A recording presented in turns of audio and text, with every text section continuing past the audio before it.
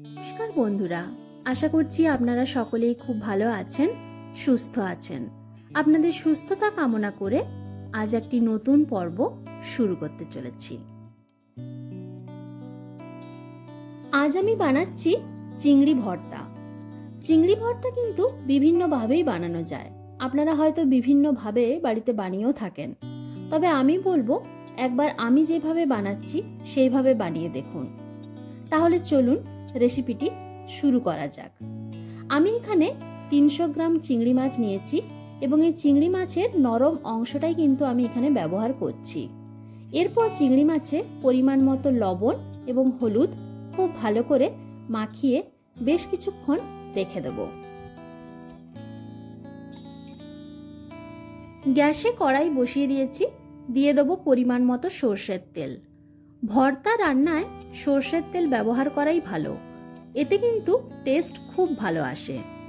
তেল খুব ভালোভাবে গরম হয়ে এলে লবণ এবং হলুদ মাখিয়ে রাখা চিংড়ি মাছগুলো আমি এক এক করে ভেজে নিচ্ছি। গ্যাসের ফ্লেম মিডিয়ামে রেখেই আমি মাছগুলো ভাজছি। খুব বেশি কড়া করে কিন্তু আমি মাছগুলো ভাজবো না।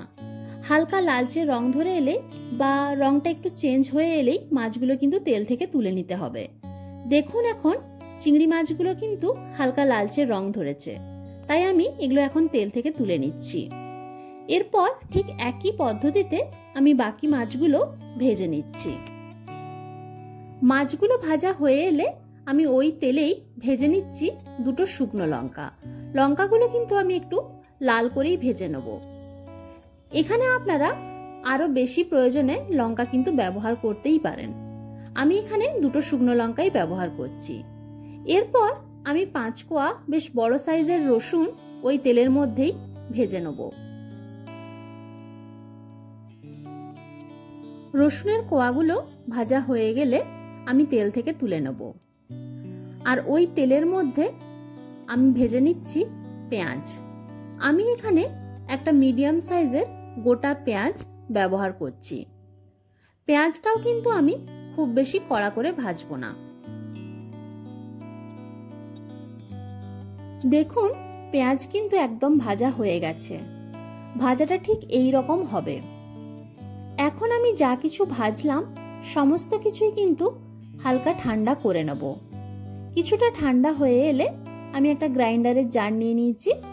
এরপর সমস্ত কিছু এর মধ্যে নিয়ে নিয়েছি। এখানে রয়েছে ভাজা চিংড়ি মাছ, ভাজা পেঁয়াজ, ভাজা রসুন এবং ভাজা শুকনো লঙ্কা।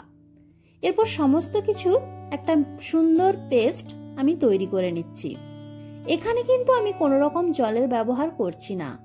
আপনাদের যদি পেস্টটা বানাতে খুব একটা অসুবিধা হয়ে থাকে তাহলে সামান্য পরিমাণে জল ব্যবহার করতে পারেন, তবে জল ব্যবহার না করাই ভালো।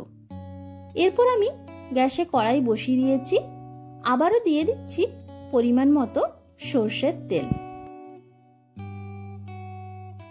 তেল ভালোভাবে গরম হয়ে এলে যে পেস্টটা আমি তৈরি করলাম সেটা কিন্তু এখন তেলের মধ্যে দিয়ে দেব। এরপর খুব ভালো করে নাড়িয়ে চাড়িয়ে বেশ কিছুক্ষণ ধরে এটাকে হতে দেব। এই পর্যায়ে অনবরত কিন্তু আপনাদেরকে নেড়ে যেতে হবে, না হলে কড়াইয়ে লেগে যাওয়ার একটা সম্ভাবনা থাকে।